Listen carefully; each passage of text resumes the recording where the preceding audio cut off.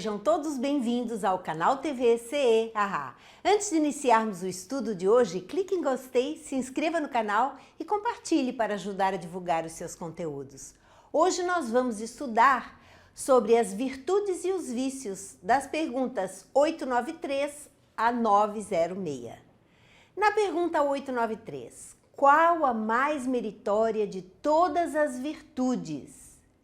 Todas as virtudes têm o seu mérito, dizem os espíritos, porque todas indicam progresso na senda do bem.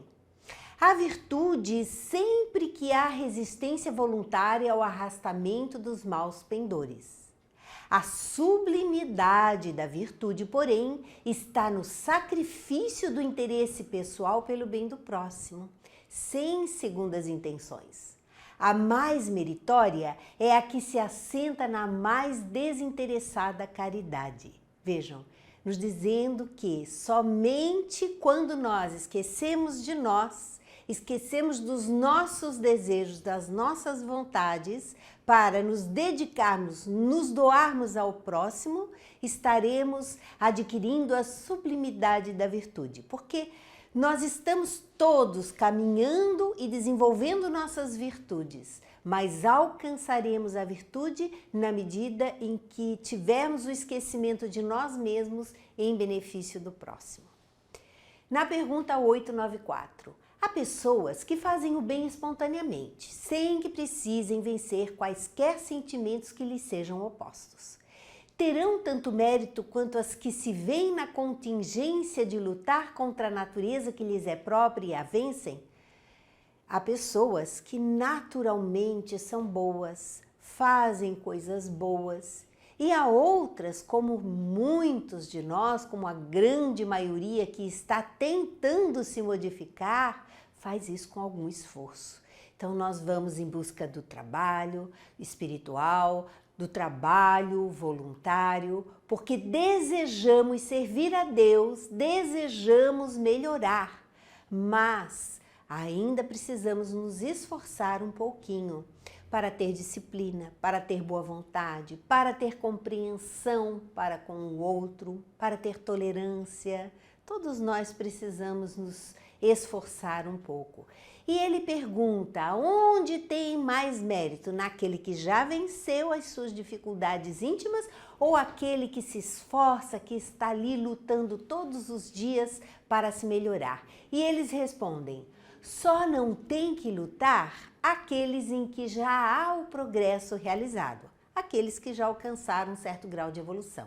Esses lutaram outrora e triunfaram, quer dizer, em outras encarnações eles lutaram, fizeram todo esse esforço que estamos fazendo hoje e já triunfaram. Por isso é que os bons sentimentos nenhum esforço lhes custam e suas ações lhes parecem simplíssimas, fazem o bem com a maior simplicidade. O bem se lhes tornou um hábito. Devidas lhes são as honras que se costuma tributar a velhos guerreiros que conquistaram seus altos postos, esses que já venceram as suas tendências inferiores. Como ainda estáis longe da perfeição, continuam os espíritos, tais exemplos vos espantam pelo contraste com que tendes à vista, e tanto mais os admirais, quanto mais raros são. Ficais sabendo, porém, que nos mundos mais adiantados do que o vosso constitui a regra, o que entre vós representa a exceção. Então, nos mundos mais adiantados é muito mais comum, tranquilo, encontrar esse tipo de pessoas que fazem o bem com muito mais naturalidade. No nosso mundo, devido à inferioridade nossa, é ainda raro encontrar uma pessoa que faça tudo com a maior simplicidade. Em todos os pontos desses mundos mais evoluídos, o sentimento do bem é espontâneo, porque somente espíritos bons os habitam. Lá, uma só intenção maligna seria monstruosa exceção. Eis porque neles os homens são ditosos. O mesmo se dará na terra, quando a humanidade se houver transformado, quando compreender e praticar a caridade na sua verdadeira acepção. Com a Terra também acontecerá isso. Nós, espíritos, vamos evoluir e transformar a Terra num planeta melhor. Sabemos disso. Os espíritos já nos garantiram que isso vai acontecer, mas cabe a cada um o esforço individual para que o bem coletivo se faça. Na pergunta 895, postos de lado os defeitos e os vícios acerca dos quais ninguém se pode equivocar, qual o sinal mais característico da imperfeição? Como é que a gente sabe que uma pessoa é realmente imperfeita? E eles respondem que o interesse pessoal. Frequentemente as qualidades morais são como num objeto de cobre, a douradura que não resiste à pedra de toque, aquele dourado que com o tempo vai se desgastando. Pode um homem possuir qualidades reais que levem o mundo a considerá-lo homem de bem. Mas essas qualidades, conquanto assinalem um certo progresso, nem sempre suportam certas provas. E às vezes basta que se fira a corda do interesse pessoal para que o fundo fique a descoberto. O verdadeiro desinteresse é coisa ainda tão rara na Terra que quando se patenteia, todos o admiram como se fora um fenômeno. São aquelas pessoas que têm a aparência de bondade, que aparentemente têm virtudes, desde que não se fira os seus interesses pessoais. Aí elas se revelam como realmente são. Eles continuam. O apego às coisas materiais constitui sinal notório de inferioridade, porque quanto mais se aferra aos bens deste mundo, tanto menos compreende o homem o seu destino. Pelo desinteresse, ao contrário, demonstra que encara de um ponto mais elevado o futuro. E eles dizem também que um outro sinal de grande inferioridade é o apego às coisas materiais. Vejam que nós todos temos um certo apego às coisas materiais. Nós vivemos num mundo material, lutamos, trabalhamos para conquistar os bens materiais. Mas este apego caracteriza um egoísmo onde a pessoa não vislumbra dividir o que ela tem em nenhuma parte para com os outros, como se só os interesses dela fossem aqueles que realmente importassem. O interesse do outro não importa. Se eu precisar passar por cima do outro para alcançar os meus fins, eu estarei passando, referindo assim, um grande egoísmo da minha parte. Então, o apego às coisas materiais, isso já está caracterizando um espírito inferior. Na pergunta 896, há pessoas desinteressadas, mas sem discernimento, que prodigalizam seus haveres sem utilidade real, por lhes não saberem dar emprego criterioso. Tem algum merecimento essas pessoas que são as chamadas pródigas hoje em dia, que fazem o contrário, não têm o apego, simplesmente não dão valor àquilo que têm ou àquilo que conquistam, e eles querem saber o que é feito dessas pessoas, em que patamar elas estão. E eles respondem que elas têm o do desinteresse, porém não o do bem que poderiam fazer. Então, esse desinteresse está refletindo mais um desânimo, uma falta de valorização daquilo que possui. O desinteresse é uma virtude, mas a prodigalidade irrefletida constitui sempre, pelo menos, falta de juízo. A riqueza, assim como não é dada a uns para ser aferrolhada num cofre forte, também não o é a outros para ser dispersada ao vento. A riqueza, ela é um instrumento muito precioso de trabalho, um instrumento de evolução grandioso se a pessoa souber valorizar os bens que tem, souber dar emprego, auxiliar aqueles que realmente precisam, saber fazer com que esta riqueza faça não só o seu bem ou o bem da sua família, mas o bem da humanidade, gerando bem para a humanidade. Então, isso é positivo, isso é valoroso. Agora, a riqueza nas mãos daquele que não sabe dar valor ao que tem, que não procura ajudar aqueles que realmente precisam, que dispensa os seus recursos sem maior interesse ou sem maior responsabilidade, não importando o que é que a pessoa vai fazer com esses recursos que está recebendo, isso não é um bem, isso já está demonstrando, como os espíritos dizem, no mínimo uma falta de juízo. Representa um depósito de que uns e outros terão de prestar contas, porque terão de responder por todo o bem que podiam fazer e não fizeram, por todas as lágrimas que podiam ter estancado com o dinheiro que deram aos que dele não precisavam. Todos terão que responder pelos recursos que tiveram durante a sua existência. Na pergunta 897, merecerá a reprovação aquele que faz o bem sem visar a qualquer recompensa na terra, mas esperando que lhe seja levado em conta na outra vida e que lá venha a ser melhor a sua situação? E essa preocupação lhe prejudicará o progresso? Vejam, o Kardec querendo saber daquelas pessoas que compram facilidades para a vida futura ou que doam alguma coisa pensando em se dar bem ou ir para algum lugar bom no plano espiritual. A resposta deles é muito simples. O bem deve ser feito caritativamente, isto é, com desinteresse. Aquele, então, que faz o bem visando algo em troca, ainda que num plano espiritual, depois que desencarnar, essa pessoa não está fazendo a caridade, ela está fazendo algo com o próprio interesse. Na pergunta 897A, contudo, todos alimentam o desejo muito natural de progredir, para forrar-se a penosa condição desta vida. Os próprios espíritos nos ensinam a praticar o bem com esse objetivo. Será então um mal pensarmos que praticando o bem podemos esperar coisa melhor do que temos na terra? E eles respondem que não.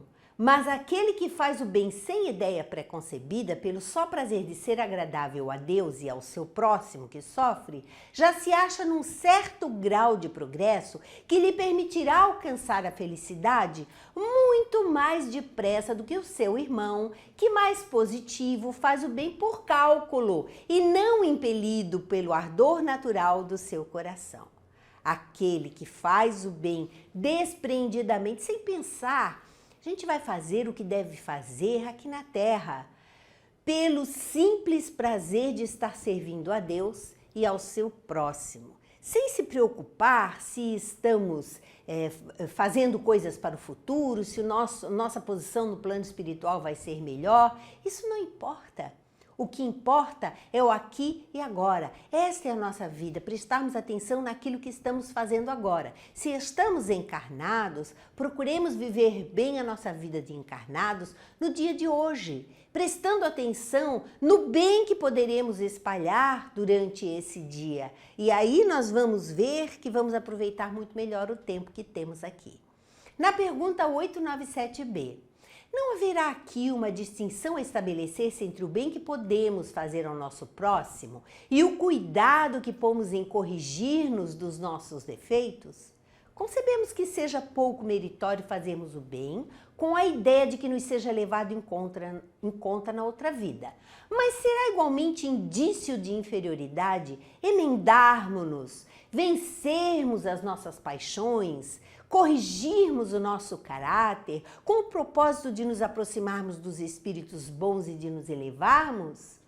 O que é errado isso? A gente tentar se melhorar para se elevar?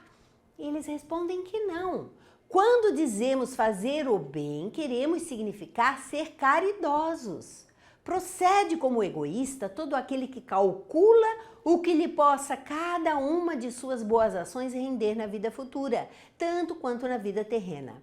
Nenhum egoísmo, porém, há em querer o homem melhorar-se para se aproximar de Deus, pois que é o fim para o qual todos devem tender. Todos nós deveremos nos ocupar com a nossa melhora íntima, com a nossa evolução. Todos nós desejamos ser melhores. Sim, isso é verdadeiro, isto é bom para todos nós. Mas a caridade, ela deve ser feita sem a preocupação de estarmos conquistando algo a mais no plano espiritual ou nesta vida. Nós devemos viver simplesmente o nosso estado evolutivo de agora, sem nos preocuparmos se somos muito inferiores ou se estamos mais evoluídos. Não, isso não deve fazer parte das nossas ocupações mentais. Nossos pensamentos devem estar livres para vivenciarmos o momento presente da melhor forma que pudermos, mas sem exigir uma condição que ainda não temos, porque senão, como dizem os modernos psicólogos transpessoais, nós nos vestiremos de máscaras que, com o passar do tempo, vão sendo tiradas, porque nós não temos condições de inventar uma personalidade e viver com ela toda a existência. Uma hora nós vamos ter que nos encarar frente a frente e nos trabalharmos. Na pergunta 898, sendo a vida corpórea apenas uma estada temporária neste mundo e devendo o futuro constituir objeto da nossa principal preocupação, será útil nos esforcemos por adquirir conhecimentos científicos que só digam respeito às coisas e às necessidades materiais? Será que é útil para o nosso desenvolvimento espiritual estudarmos as matérias que digam respeito à vida material? Fazermos uma faculdade, estudarmos ciências, nos dedicarmos à ciência, ao conhecimento científico? Será que isso é útil para o desenvolvimento do espírito? E eles respondem que sem dúvida. Primeiramente, isso vos põe em condições de auxiliar os vossos irmãos. Depois, o vosso espírito subirá mais depressa se já houver progredido em inteligência. Nos intervalos das reencarnações, aprendereis numa hora o que na Terra vos exigiria anos de aprendizado. Nenhum conhecimento é inútil. Todos mais ou menos contribuem para o progresso, porque o espírito, para ser perfeito, tem que saber tudo. E porque, cumprindo que o progresso se efetue em todos os sentidos, todas as ideias adquiridas ajudam o desenvolvimento do espírito.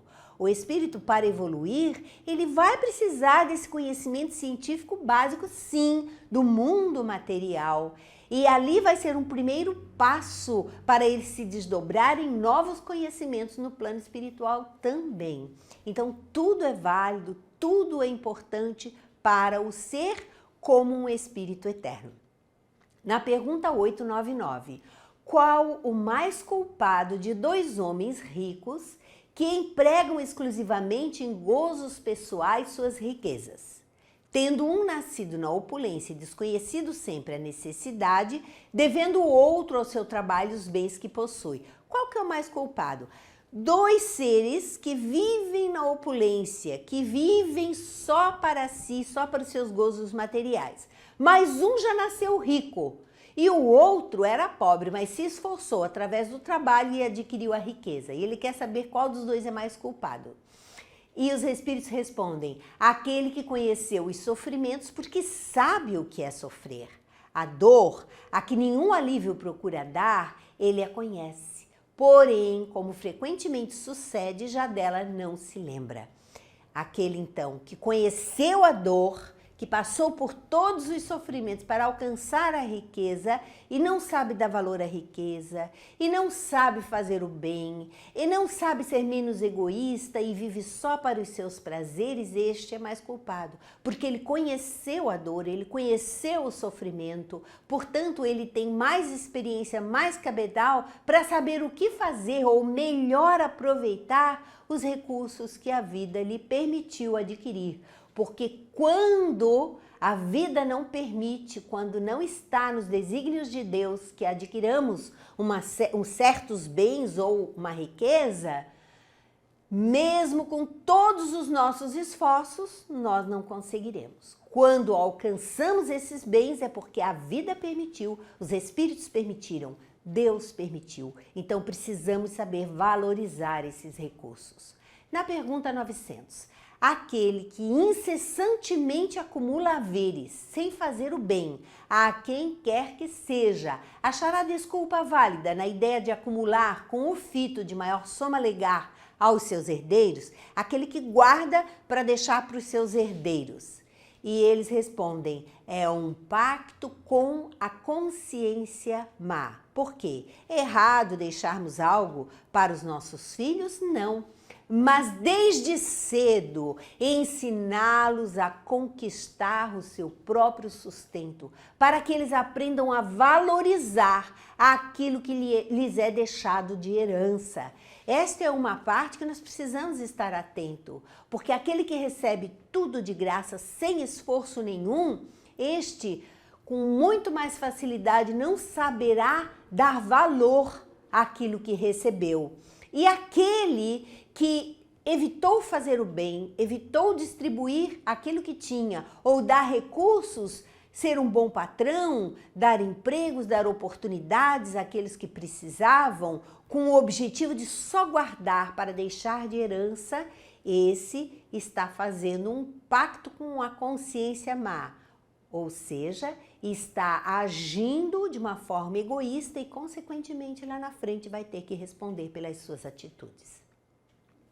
Na pergunta 901, figuremos dois avarentos, um dos quais nega a si mesmo necessário e morre de miséria sobre o seu tesouro, ao passo que o segundo só o é para os outros, mostrando-se pródigo para consigo mesmo. Enquanto recua ante o mais ligeiro sacrifício para prestar um serviço ou fazer qualquer coisa útil, nunca julga demasiado o que despenda para satisfazer aos seus gostos ou às suas paixões. Peça-se-lhe um obséquio e estará sempre em dificuldade para fazê-lo. Imagine, porém, realizar uma fantasia e terá sempre o bastante para isso. Qual o mais culpado? E qual o que se achará em pior situação no mundo dos espíritos? Essa é uma pergunta um pouquinho comprida, mas resumindo, Kardec está perguntando, dois seres avarentos. Um, ele evita ou ele não usufrui dos próprios bens. Ele não ajuda ninguém, mas também não usufrui dos próprios bens. Morre sobre o seu tesouro, deixando tudo. E morre na penúria, muitas vezes com doença, com falta de recurso, porque ele evita usar aquilo que tem. É um avarento. O outro é avarento só para os outros, porque para si ele permite tudo, ele usufrui do bom e do melhor, para mais ninguém. E ele quer saber qual que vai se achar mais culpado no mundo dos espíritos. E eles respondem, o que goza, porque é mais egoísta do que avarento. O outro já recebeu parte do seu castigo. São perguntas fictícias que Kardec faz para que a gente entenda as situações que a vida nos apresenta, para que a gente faça um balanço das nossas atitudes, para que tenhamos condições de refletir acerca das experiências que outros seres viveram e que ele muito bem relata no livro O Céu e o Inferno, mostrando as situações de vários espíritos que desencarnaram e que foram chamados para dar o seu depoimento do que passaram, de como foi o desencarne, do quanto sofreram ou ainda estão sofrendo, ou se são felizes, por que são felizes. É um livro bastante interessante para complementar o nosso assunto. Na pergunta 902, será reprovável que cobicemos a riqueza quando nos anime o desejo de fazer o bem? E eles respondem, tal sentimento é, não há dúvida, louvável quando puro, mas será sempre bastante desinteressado esse desejo? Não ocultará nenhum intuito de ordem pessoal? Não será de fazer o bem a si mesmo em primeiro lugar, que cogita muitas vezes aquele em que tal desejo se manifesta? Aquele que quer ganhar na loteria para fazer o bem, para fazer grandes obras, para fazer grandes coisas, não é? E os espíritos dizendo, mas no fundo, será que a pessoa não quer o bem de si mesma e está usando o bem para os outros como desculpa? Isso é a doença do ser humano atualmente, com os jogos, visando adquirir o dinheiro de uma forma mais fácil. E muitas vezes barganhando com Deus, dizendo que se eu ganhar alguma coisa, eu vou dar, eu vou doar, eu vou fazer. E aquele que quer realmente fazer, faz até sem recurso.